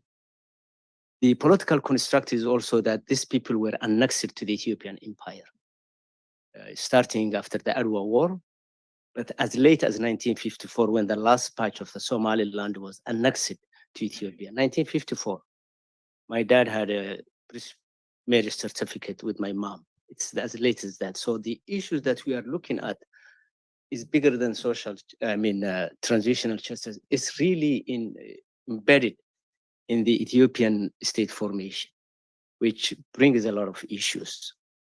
As to the Oromo, when you talk about, and I like to talk about the Oromo simply because I'm at best when I'm looking from outside in, so that I'm not biased. Imagine the Oromo region alone is as big as Sudan in terms of population. So we know how the US gives a lot of attention to the Sudan crisis and don't mention even the Oromo question. It's geographically as large as Kenya. Kenya is the epicenter of American politics when it comes to democratization and what have you. And if you add the Somali, the Afar, the Sidama, what have you, you're really talking about a major country, which doesn't come into the radar of policymakers. So with that, while Somalis are really recovering from the 2007-2014 massive human rights abuse, which was not that far, away. And that's why Steve's report and the ICHREE report syncs with me in the sense that it ends that report by saying that the future holds some serious human rights abuse for Ethiopia, simply because the issue of abuse comes back, it's not addressed, and it piles up. So for Somalis, they have the 2007-2018 blockade, massive rape with our women. Now we are dealing with the Tigray, which we just talked about this morning, and then the Oromo situation, which really started, the war in Oromia started in 2018, right after Abiy took power and the so-called Cairo or youth rebellion. Now, I think the situation is getting deteriorated, particularly in the Walega area where the Ola center is. Villages are being burned left and right with impunity. Youth have been arrested in the thousands. I mean, Ethiopia ran out of jails with these arrests, and they are building new camps. Now, why is this happening in Oromia at this particular time? And why the situation is deteriorating? I'll just cite three factors that contribute to this. Number one, I think this morning we talked a lot. The people of Ethiopia, particularly in Oromia and the Somali region and the South in general, don't see any transition. There is no prospect for transition to nowhere. We are settled with a long-term autocratic system. And you look back at the Ethiopian history from the imperial, which was a personal rule, Mengistu's dictator, by the way, 50 years since Mengistu's power, next, few months, to the EPRDF, which Samuel Huntington really propped up to make it again a classical autocratic rule to the current situation, which is again a form of autocratic rule. There is no prospect in the future for people to really see any positivity. The second is when Abiy came to power, several groups, including the Ogaden National Liberation Front, the Oromo Liberation Front, agreed to put down their guns and went to sign a peace treaty. Those peace treaties have been completely undermined by the government of Ethiopia. So with Ola already in the jungle fighting, with the Somali Ogaden National Liberation Front lately writing in public, in Twitter, in its press releases, that they have run out of patience and they may not rule out restarting their struggle. And if you guys know, the Ogaden National Liberation Front is probably the longest armed struggle in the entire world as far as we know. They started in 1963, had a cut off here and there, restarted in the 70s with the big Ogaden War, and then the last 30 years they were. So if the East starts to burn down again, then really the collapse of the state may be hastened. And then the third factor for the Oromo is there is a serious inter-Oromo elite conflict, which is really feeding Abiy's, narrative in a way. That's also contributing to escalation of. Now, when I look at the reality on the ground, I really get scared. Number one, you have heard the Ethiopian minister giving his report card recently about the high school leaving certificate exam. 3% passed. 3% of the Ethiopian youth who took the exam could ever dream to go to college. In the Somali region, it was 0.3%. In Afar, I think it was 0.2. 1 million students sat for the exam. The rest who didn't get a chance to even get to high school, roaming around, they are a potential recruit for any type of army struggle, particularly in the Somali and Eastern Oromia region for Al-Shabaab. And that's a very frightening reality on the ground. Joblessness is also rampant. Fear of death of the youth and being rounded up by the army to conscript them, particularly in Oromia region, is really very high. And that needs to be taken into account. And with women and young girls, the weaponization of sex became a norm in Ethiopia. I think this started with the later days of the Derg, continued in the EPRDF time in the Somali region, where at one time AIDS was unknown, but when they started 2007, 2014 to blockade the Somali region, the incidence of AIDS with women just rapidly increased. Now, I think where does the US and those of us who are here fit in this scheme? We talked very much about transitional justice and sometimes in a way that most people probably were shocked to hear that the only option we have is with the government of Ethiopia to carry the transitional justice, which is really scary to many people. Those of us who know about Ethiopian politics, that may be not really the attractive option. I will just touch three areas where I think we need to really enhance and collaborate. One is what is the US's strategic interest in Ethiopia? How is that defined? Is that militaristic?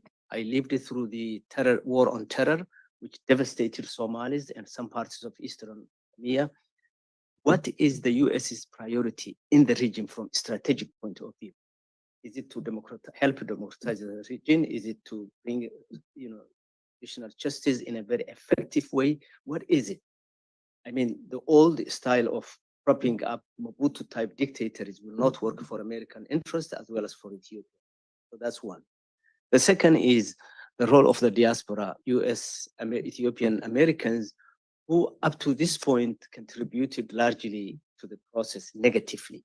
We remember the No More movement when Tigray was blockaded and people were dying. Those of us were shouting to just drop food for the people so that they don't die. But the very diaspora that is supposed to help, we're just running around and supporting the blockade and the massive raid. So the diaspora's role. And then human rights advocacy group is like this group. How can we really align these three forces so that they can play a positive role in contributing positively the transition that we have not seen yet? There's no transition we can talk about. But if we can bring US strategic interest and define from more humanistic point of view, and I'm of the view that the last time the US had an upper hand at UN and international forums were during Carter, when human rights issues at the center of US politics, at the center. The other one was the cultural aspect of America that also played a significant role in bringing the youth to what is America. Both of them are not being enforced by the US government. So can we really redefine the US policy towards Africa? And with that, can we bring these three forces that I explained in concert with each other so we can address? I think with that, probably I run out of time. I'll give you a minute if there's something burning, but there's also Q&A where you can come back. So if the East Fall if the Oromia issue is not arrested, consider what could happen to Somalia, to Djibouti, and to Kenya. The reason why we want the conflict to be arrested as soon as possible and attention being given to Oromia and to the Somali region is that the entire region could literally be lost. By the way, there is one secret that most Ethiopians we know, but the other outsiders probably know, but no less. The question is asked up north in Ethiopia is different than the question is asked in south and east. South and east have always struggled for self-determination, including and up to seceding from the rest of Ethiopia. So if the Oromo issue continues unarrested, you can really see Ethiopia falling apart and disintegrating the same way that we have seen in other countries. If we can arrest the question in the south, then we can probably move towards other ways to address the issue. And thank you. Faisal, you're not very hopeful. Some of the issues that you're raising, they are very important, and really you also touched and you also provide the historical context within which some of these things are happening. I didn't realize the Oromia region is as large as Kenya as a Kenyan, but thank you for reminding me that. I think we have Adam on the line. Adam, is it possible for you, just similar to what Faisal has provided, in the Oromia region, what is going on and what are the respective causes, as well as the concern, especially after the signing of cessation of hostilities? Over to you, Adam. Thank you very much. It was a pleasure to a bit depressing to listen to the first panel. Also very difficult to hear Michelle and Faisal. And I'll be talking about the second region. Faisal talked about Oromia, how big it is, how significant it is geographically in terms of its size and all. Amhara is not as large, but it's the second largest and also quite significant. So just quickly, I think in terms of what is happening, maybe just I'm sure a lot of people have the idea. But the Amhara region, particularly since August, across the region, has been in a conflict. Armed groups have been engaging the federal army. And if you read the recent report of the Ethiopian Human Rights Commission, it's virtually everywhere across the region. And I think that makes it even bigger than what is happening in Oromia. You know, in Oromia, it's certain parts where it's intense, but in Amhara, you know, it started late, but it's across the region. In terms of, I think the violence that has been happening there, the use of heavy weaponry and drones, it's essentially the region has been under difficult situations. Schools have not started in a lot of places and all. So I would invite people to read the recent report of the Ethiopian Human Rights Commission. I'll just add that I think that the tendency is to put it as a kind of a Fano rebellion. But my reading and my sense of it is actually a sort of a popular rejection of the government, and essentially a sense of lack of representation among the Amharas. And the Fano, the armed wing, essentially is an extension of that, rather than a reflection or representation of what is happening. And in fact, I think it's still difficult. People may reject the government, but they are still not sure in terms of what they want, including the armed rebellion and all. In terms of the causes, I think part of it is obviously connected to what is happening across the country. Some of us have touched on it. Ethiopia, unfortunately, has a very authoritarian, very exclusive political history. And unfortunately, on top of that, there's also a tendency for a hegemonic group to emerge. And because of the sensitivities around identity and all, whenever there's a hegemony, it's attributed to a certain group. And so it's in the nature of the Ethiopian politics that it generates resistance. But when it comes to the Amhara in particular, I think that the main concern in the region is about narrative. The tendency among Ethiopia in particular, particularly what Faisal calls the South in Oromia and Somalia, is to relate the previous governments with the people of Amhara. And so all the oppression that those governments did, all the violence they caused across the country, despite some nuances, it is often attributed to the Amhara. So there's this narrative of Amharas oppressing. But in reality, Amharas, even though the leadership spoke their language, they were themselves oppressed, right? Especially Amharas that were in their own regions, which is most of the Amharas. And so there is that disconnect between a narrative of oppression and a reality of suppression, right? And then, of course, particularly in the early 90s, when the Derg was defeated, there was a lot of attacks on Amhara, especially whenever there is tension within Oromos, whenever there is tension between the OLF and other groups, often the violence occurs, violence targets other groups. And it happened in the early 1990s, and also particularly after Abiy Ahmed came to power. And so you have the sense of displacement, the sense of suppression. And so you have a narrative of oppression and an experience essentially of displacement, of victimhood and all. And also a reality of deprivation. I think according to socioeconomic indicators, Amhara in a lot of things is behind the national average. But when you look at the numbers and all, and so you have these essentially contrast, and particularly since Abiy Ahmed came, and just before him, there was a sense that the Amharas were not represented by their political party. So the Amhara National Democratic Movement was actually called the Ethiopian National Democratic Movement when it became essentially changed itself from an Ethiopian party into an Amhara party under the convincing, perhaps a little pressure from the TPLF in the early 1990s. And so this party had this pan-Ethiopian vision, but it was administering what is supposed to be an Amhara region. And so there was this disconnect that the party did not represent the Amharas.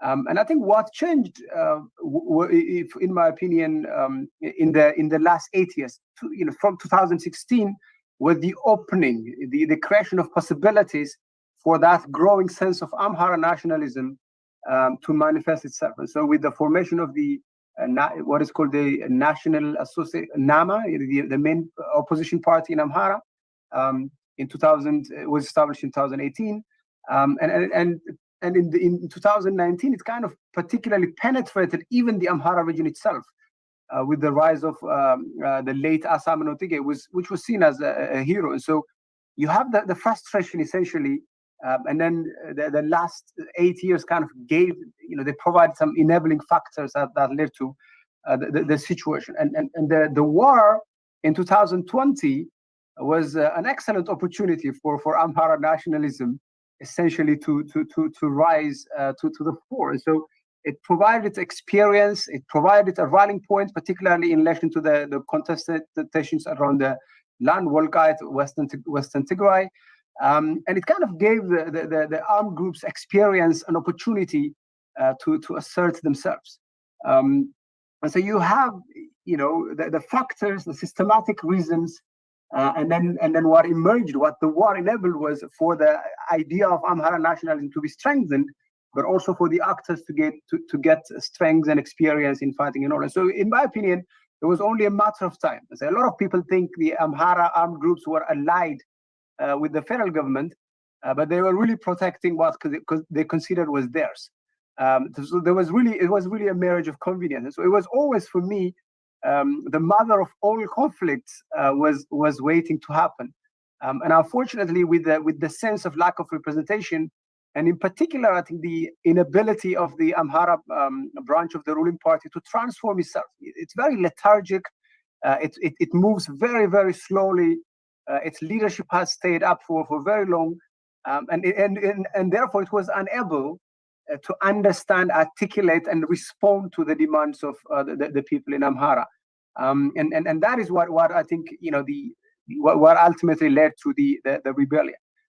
In terms of the concerns, and I'll be very quick here, obviously the human rights, the humanitarian situation is very difficult to speak about in terms of schooling, in terms of health situation, in terms of livelihoods. It has been very disruptive, but at a systemic level, it extremely puts into test, it undermines essentially the possibility of implementation of the Pretoria and Nairobi agreements. I think whether we talk about transitional justice or the issue of contested lands, there is really no government now to talk with the Tigrayans to find a political solution. And also the national dialogue itself. So it kind of messes up all the structural responses that the country needs. And of course, I think, unfortunately, the target at the moment, at least at the federal level, seems to be to suppress it militarily. And from the Amhara armed groups perspective as well, there hasn't emerged, at least not yet, a coherent force that is able to articulate what it wants, and also to negotiate. And so my fear is that I think this is gonna continue as it is, and with it, I think the ability of the transitional justice and national dialogue process, I think even for those who had hope at the start of some of these things, have become extremely complicated, if not impossible, as it happens now. And so we're going to need, I think, a revamping of the whole process, considering what is happening in Oromia and in Amhara, because I think without resolving those, it will be impossible to address what is happening in Tigray. And in fact, I fear that considering the size of the regions and their geography and all, it might be more complicated and more difficult. Thank you. And perhaps if I have half a minute, I think Michelle talked about feeling bad about the hope that she had and all, but I don't think we should feel bad about it. I think it was good that we gave a chance. We get the benefit of the doubt to a new administration. I think it is only human to do that, rather than automatically, reflectively rejecting something new. it's only good that we were willing to give the benefit of the doubt to a new regime. And I think that's what gives us the legitimacy to be critical of it now, because we didn't reject it automatically. We gave it a chance. We gave it the benefit of the doubt, and it didn't deliver. And so that I think we shouldn't feel bad. It gives us the legitimacy to be critical of it when it is needed. Thank you. Thank you so much, Adem. I want to switch gears now and give Chidi a chance to zoom away from the internal dynamics and now take a broader regional and international response to the situation in Ethiopia, and probably provide some next steps, recommendations on how some of the issues that have been raised could be resolved. Over to you, Chidi. Good morning over there. It's dark where I am in many ways. I have to apologize. I'm in a West African village on borrowed time and borrowed battery power. I actually have about 20 minutes of battery power left. Chidi, we will understand if for one reason or the other you go off. We'll completely take whatever we can get from you in the time that you have. Thank you very much, Abdullahi. Let me join in thanking the organizers as well for this. The international engagement with Ethiopia has kind of waxed and waned over the past 82 years or thereabouts, since the reinstatement of the emperor following Mussolini's pillage of Ethiopia from between 1935 and May 1941. And of course, the effort to reinstate the emperor was a truly international effort in many ways, involving regiments from different parts of the world. And Ethiopia, of course, has the longest continuing diplomacy in Africa. South Africa can want to compete, but South Africa's diplomacy was in effect re-engineered in 1994. And so Ethiopia's experience of international diplomacy is a lot more practiced than most African countries, and quite capable as a result of producing the most cynical of outcomes. And I think that's what we see in the international engagement with Ethiopia. The Abiy regime has had the benefit of engaging with this diplomacy, even when he has tried to dismantle it in some of the, or render it incapable in some of the ways that he did in the aftermath around the onset of the war. But I really want to say that that's really the context for me that frames the international engagement. And maybe by way of trying to get my punchline in early, where do I see the opportunities? I think there are three potential opportunities in relation to international engagement with Ethiopia in the short term. One is the election, the opportunity, there is an opportunity in the election of a new chairperson of the Commission of the African Union in 2024. Mid next year, the African Union has to elect a new chairperson. The current chairperson has been an absolute utter waste of time. At least that's my personal opinion. And it's quite unfortunate because the AU has effectively wasted the office of the chairperson since Ms. Mbeki, Dr. Ms. Zuma wasted her tenure looking to become the president of the ANC and of South Africa, rather than doing the work for which she was sent to South Africa. Following her, this dude is about to waste 8 years. That's 12 years of absolute waste of the continent's diplomatic asset value. And so whoever is elected in next year is going to have to reconstitute the authority of that office. And in hindsight, Jean Ping was an absolute steal and a total genius.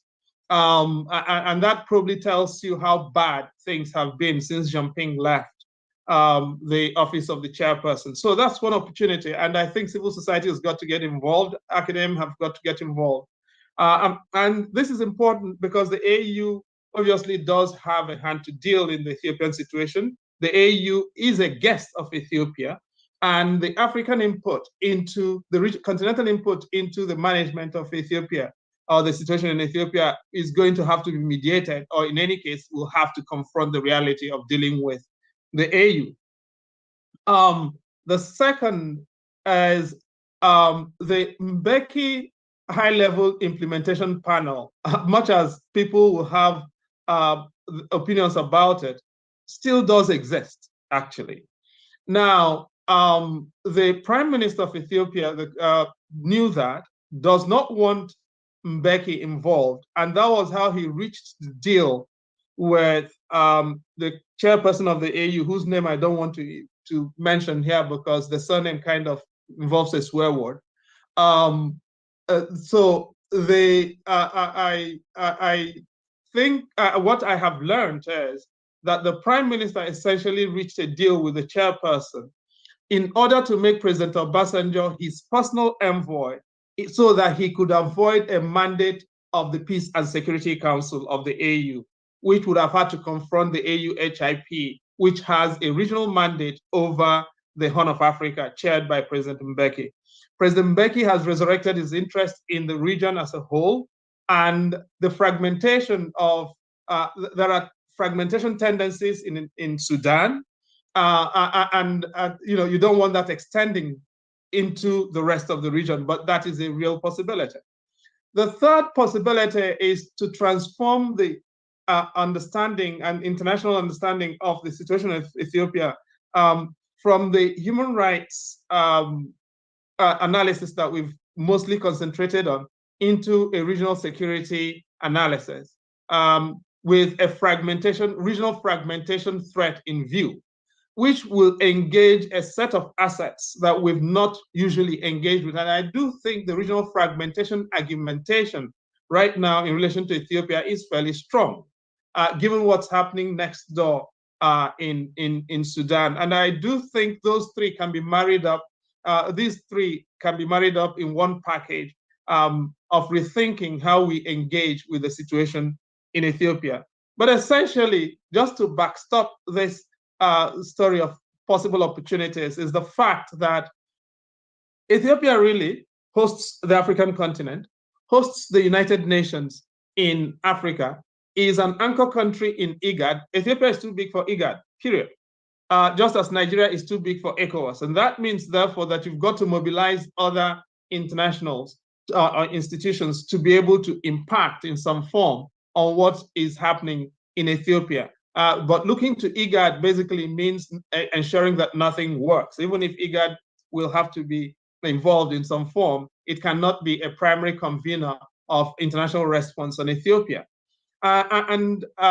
Ethiopia, given that, has suborned essentially in all relevant international institutions, either to make sure it does not come up on the agenda of the United Nations Security Council or any of the major institutions, or Peace and Security Council of the African Union, or to make sure that they are retrenched.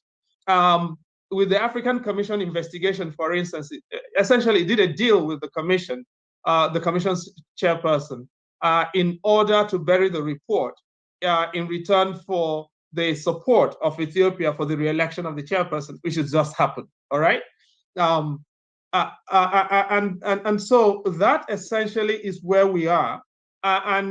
It seems to me that we've got to rethink how we engage with Ethiopia in order to persuade international actors and continental actors to see new opportunities. And in my view, we do have a major opportunity in pressing flesh and pressing necks ahead of the election of the new chairperson next year. Can I yield here? And if I'm bounced, you know that battery and energy hunger have taken their course. Thank you very much. Chidi would love you to do everything within your power to stay, because your insights are very valuable, especially on the situation regarding the chair's election and many others. I think we will get into the question and answer session here, and I will start with you, Faisal. What are the implications of not addressing the crisis in Oromia that you painted in a very dark, way? And are there opportunities of localized means of trying to address some of the issues that you raised? Yeah, thank you. I think not addressing the Oromia issue could have two consequences. One is obviously, if the war continues, the OLF agenda, which is still part of the program that it has, which is complete cessation from Ethiopia, could be revived, especially in the view that the youth, Cairo, feel betrayed by the last revolution. That's one consequence. The other is what Steve's last report ended with, which is a very scary prospect for more human rights abuses. We haven't prevented the one in 2007, 2014 in the Somali region. We haven't prevented the Tigray one with a tune of 1 million people dying. We haven't done anything about the Amhara ongoing. And if that continues, then the Oromo human rights abuse would continue. That's the situation. I think, what can we do? I think the US government doesn't realize, in my opinion, and I could be wrong, or it could be intentional. It's not, or I don't know if it's intentional, but the US has not used its soft power as well as, stick. The Ethiopian economy and the budget support that we give to the government of Ethiopia has not been used as a collateral to promote human rights issues. That's how I ended up in my presentation. I don't know what's holding. I think we still, as in America, we are still married to the days we waited till the dictator falls. Our history is replete with helping Mobutu Sese Seko, Hofet Bonye, the who is who of Africa's dictators. And I think even now, Museveni has been there for almost 30 years. It seems that the US strategy is, as long as the dictator stays there, he can be talked to, but he can do whatever, or she, we haven't seen a female dictator yet. But so I think that is arresting US vision. It narrows the US vision when it comes to Africa. It doesn't do any change so far. So I hope we realize that, and we utilize the power that we have. And that's what we have missed in the case of Ethiopia up to now. I am shocked that we are left with one alternative only, and that is to work with this current autocratic system that has the cessation of hostility on the one hand, but it started or giving up two wars, one in the Amhara region, one in Oromia.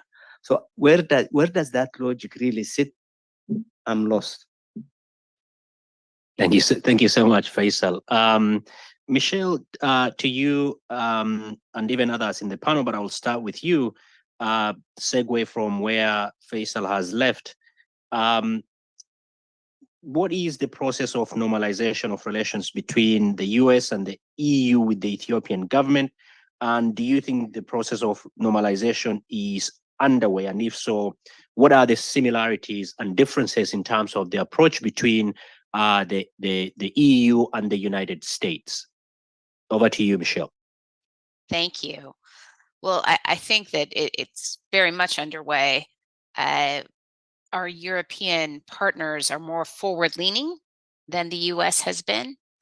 They're eager to get back to business as usual to some degree, in part, I think, because of concerns about regional instability writ large and the potential for state collapse and mass migration there is also a strong strain within the US of fear of being left behind, right? As Ethiopia-China relations, which are obviously extremely long-standing and close, there's this sense of if we try to use leverage to achieve specific goals around accountability for atrocities, for example, we'll find ourselves out in the cold.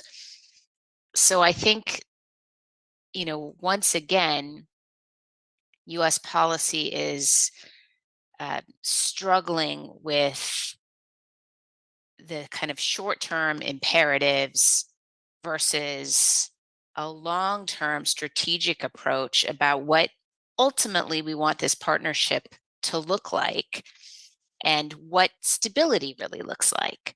I think the point about long relationships with leaders who are well past their sell-by date makes sense.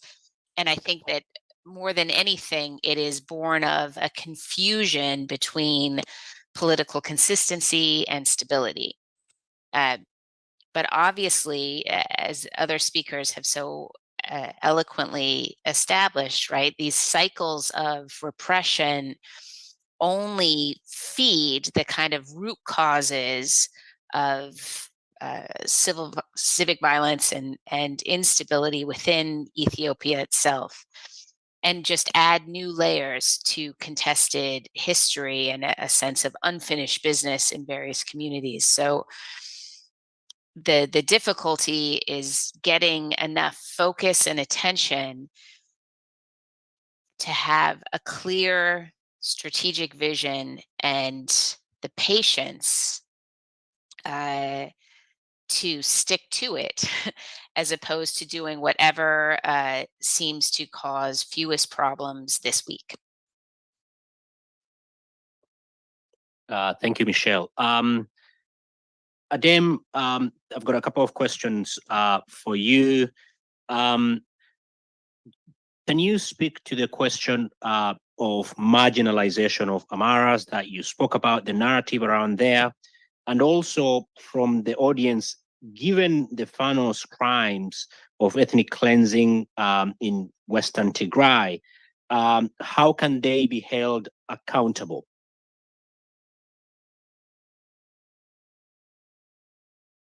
Thank you very much. So I think quickly, I was not trying to say that Amharas were especially marginalized. I was trying to contrast the way they are seen. It is a very dominant narrative in Ethiopia. And I think particularly after the start of the war in northern Ethiopia, that was kind of internationalized. But domestically, there is this understanding, the narrative, the historical narrative was that the Amharas were oppressive. But their experience is that certainly before the rise of the EPRF, the current regime, as I said, even though they recognized the government in the sense that it spoke their language, it wrote their language, and all of that, their experience of it was one of marginalization and oppression, just like the rest of the country, minus the linguistic aspect. But particularly in the last 30 years, the sense of marginalization has increased because, as I said, the displacement, because of history, they have expanded, they have settled in other areas of the country, and as a result, they're more vulnerable to identity-based politics, right? Because they are a minority in a lot of these places, so they have been victims of displacement. And the victim would particularly increase, as I said, when the intra-group competition, particularly in Oromia, increases. And so every time there is tension within Oromia between different Oromo groups, often the victimhood of the Amharas increases. But I think most importantly, particularly in the last 20, 30 years, the sense of marginalization has increased because, as I said, a lot of people are looking at the social development, socio-economic indicators and see, well, in terms of road connection, it is below average. In terms of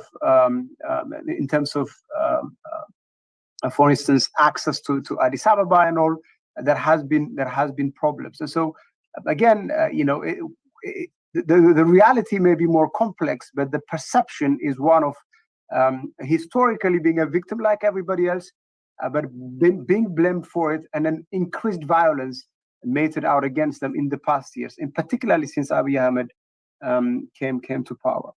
On the question of Western Tigray, and indeed, I think there is enough evidence that a lot of the violence that was perpetrated by Amhara groups in the area, a lot of the displacement has been there's very little question, I think, in terms of what happened there. Now, what is more complex is the history of it, right? And so, what I think most Amharas or Amhara nationalists will resist is the focus on the timing on that particular incident rather than the story of what has been happening in that region. But and in terms of how to hold them accountable, obviously,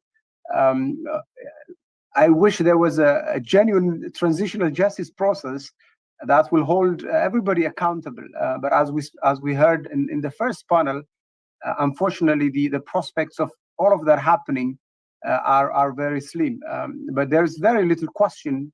I mean, we have to see in terms of accountability who did it and all, who ordered it, all of that. But there's very little question, I think, that there was a lot of violence committed in the area, including by Amhara organized groups. And so the manner of it and how and all, it has to be part of the national process. And unfortunately, I think that is facing significant challenge at the moment. Yeah, thank you so much. Chidi, are you still on the line? Yeah, we've lost Chidi. There was a specific question about the AU that was he would have been good to answer. We're left with a few minutes, maybe 3. I'll give each panel 1 minute to do their closing remarks, and then we bring the panel to an end. Because you are in the room, Faisal, I'll start with you. Some of your closing remarks. 1 minute. Thank you. Thank you very much. I think we need to really talk with numbers and matrix, if you will, data. I think marginalization should be talked in the context of what's real and what's not real. For instance, take the Somali region, as I said, who was incorporated in Ethiopia lately in 1954. Less than 1%, and I'm being very generous, speaks the Amharic language. That means they are shut off from all services. 80% of the employees in the federal government are probably Amharic speakers. And take it, or divide that in between Amhara, Tigray, and some Oromo. Less than 0.2% of Somalis are in the Ethiopian National Army. I mean, I can go on and on and on. Marginalized, there is no Somali woman who probably holds a position at the federal level, probably with the exception of 2 people. When we talk about marginalization, it's not really having a political contestation over who rules the country. That's the narrative that you hear from the center, as I said earlier. But when you talk about marginalization, the South, the Eastern Oromo in particular, the Somalis, the Afar, the Sidama, they are still as if though they don't belong. Nowadays, you hear in America, really, Trump's voter is saying they are marginalized because they have seen few women taking jobs and some black people getting some jobs here, and they feel like the white man has been marginalized. That is not marginalization. Marginalization is structural, institutional. And I do disagree with my colleague. I think if there is marginalization, we need to come down to the South. The whole political construct, as I said, of the South is not because they are related with blood. It's because they have no access to the political power and the pie that Ethiopia talks. Now, I like to join what Michelle said in terms of how can we work with what we have right now? Even if the US government says for the short-term gain, we have to really pursue this lame and limping transitional justice that the government is willing to work. I think probably if that's the only alternative we are left with, we need to bring that down to the civic societies, not give the entire process to the hand of the government. you have to understand that Abiy is now claiming, Prime Minister Abiy is claiming to preside over a party that is about 15 million members. This is not a member that you really voluntarily join. These are the government employees, from minister down to cadres.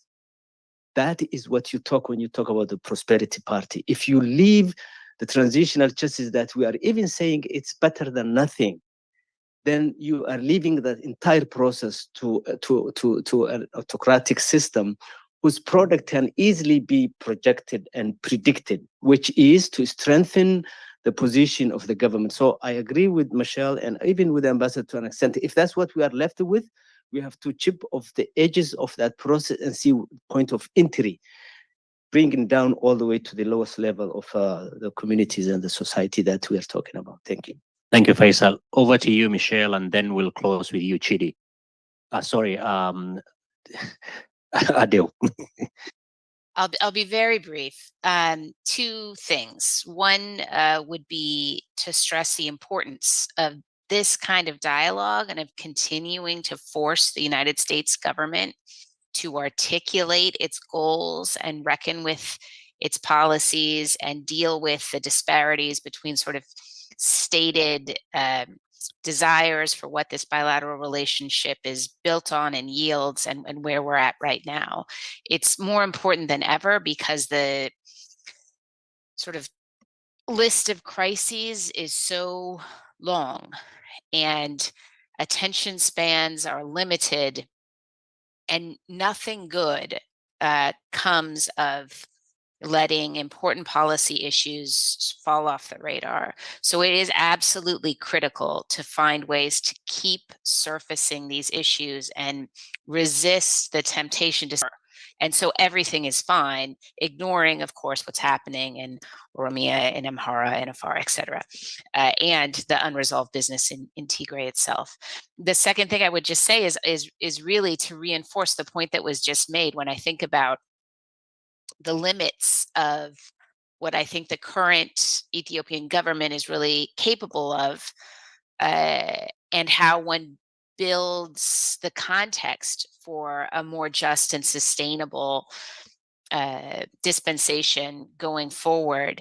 It really is about localities, about sort of subnational civil society entities, trying to find ways to engage in dialogue, to understand aspirations, understand red lines, and avoid a situation where, 10 years from now, every different community has a factually different history about what happened in this time period.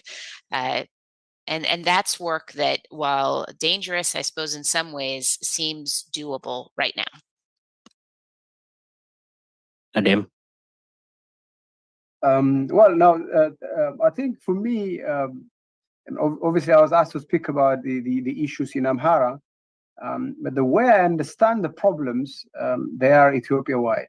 I think that at the root of all of this is the inability of the country to generate a more inclusive narrative about the country, in terms of what it tells itself and what it is, and also in terms of building institutions that are acceptable, right? Whether it's in terms of a federal arrangement, local representation, and all of that. So I think it's a question of building an inclusive narrative and an institutional framework that is necessary to transition the country. Otherwise, if you look at all the problems, whether it's in Oromia or in Somalia or in Amhara, you can give them identity, you can spin them in identity terms, but the root is the same.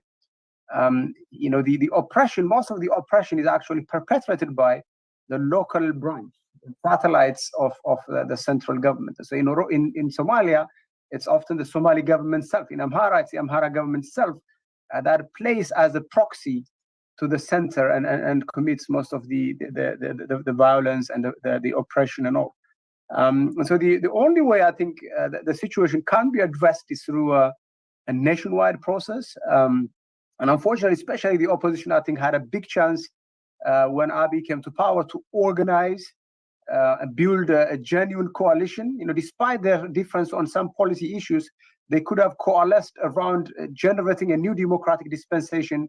They could have coalesced around, building an independent, autonomous administration, and all of that. And so, again, I think ultimately that is where the key lies. And of course, it's good to have the Americans and the Europeans and all help us.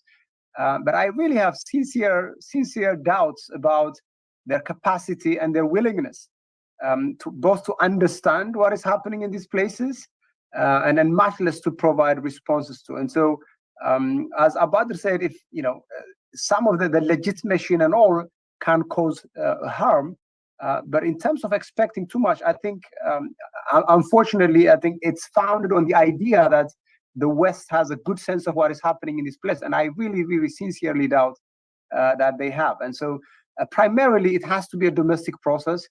And as I said, coalition of Democrats from opposition parties, religious institutions, business people, everybody really has to focus on a few themes of building democracy and rule of law. And then perhaps then the Europeans and the Americans could support. But if the internal coherence is not there, I very much doubt that the Americans in the West will make any difference. On that note, I want to thank all the panelists. Discussing Ethiopia, even in the best of times, is always very fraught. Thank you so much for engaging with the issue and each other in a very, extremely professional ways. And for the audience, both who are in the room, thank you, and those online, thank you. We couldn't answer all the questions, but I think we tried to surface some of the questions. Hopefully, this is one of many events like this to discuss Ethiopia and its place in the region. Thank you, everyone.